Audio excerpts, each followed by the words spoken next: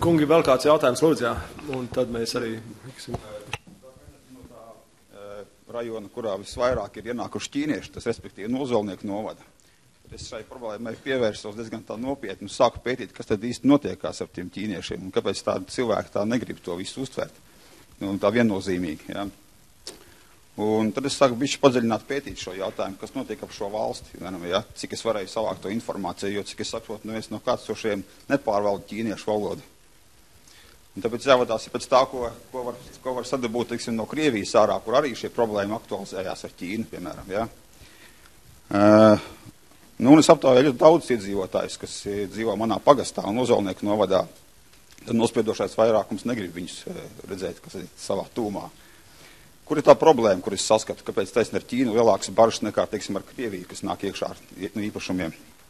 Jo pirms kādu laiku, piemēram, Jelgavā arī bija atvērties veikals Āzija. Ķīnieši ienāca iekšā ar savu tirdzniecību, tirgoja drēbes, ja, un viņi ļoti labi orientējās mūsu tajā politiskajā, varbūt ekonomiskajā un arī tajā sistēmā, kas, ir cilvēku attiecībās, kas ir mūsu valstī. To, ka viņi saprot, ka šeit ir krieviski runājuši, jau latviski runājuši, ka te ir samērā liela korupcija Latvijā, un kad principā neviens nespēs kontrolēt īstenībā, ko viņi darīs šeit. Un tā arī notikās, viņi beigās aizvērs savu veikalu un nesamaksāja nodokļus Latvijas valstī.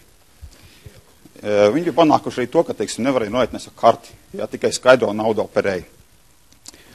Un kurš var garantēt, teiksim, no nekustamā īpašuma tirgotājiem, kad ienākot ķīniešiem Latvijā masveidā, pērkot īpašums arī Ozolniekos un daudz kur citur, ka viņi nesāk dibināt savus ražotnes un pēc tam deklarēs to, ka viņiem trūkst cilvēku, kas šeit strādā, jo viņi nemaksās cilvēkiem lielas algas. Un tad būs iemesls atkal ievilkt Latvijā liels kvantums, jo viņu darba spēku iekšā. Ja viņam nebūs kam strādāt.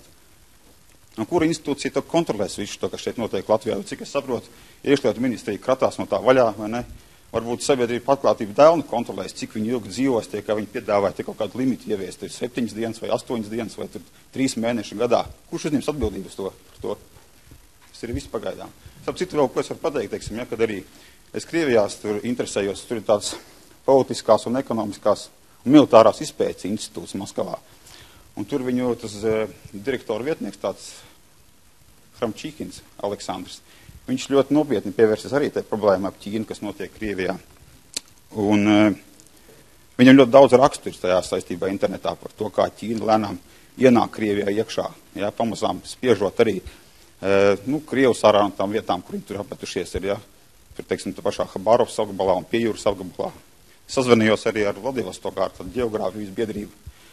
Un tur arī paskaidrojam vienu dāmu pa telefonu, kad, ļoti daudz imigranti ir no Āzijas ienākuši, tāpēc no Ķīnas, no Vietnamas, un viņi arī Krievus spiež ārā no darba tirgus, jo viņi strādā daudz lētāk. Un paši uzņēmēji vietēji arī ņem viņus darbā, ne? Tāpēc, ka tur arī nosaka tomēr tas tā ekonomika, tas, kā tur, kas ir lētāk izmanto.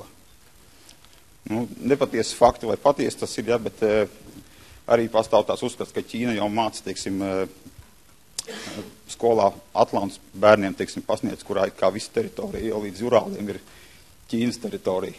Ļoti daudz tādu aspektu. Ķīnieši ļoti stipri kontaktējās ar citiem cilvēkiem. Ja, viņi arī Ozolniekos turās saurup, neko viņi tur ar vietējiem nekontaktējās. Tā kā grūti paredzēt. Lūdzu. Mēs viņus varētu mīlēt, viņi jau nenāk. Viņi jau daudz kur dzīvo savās kopienās. Paldies.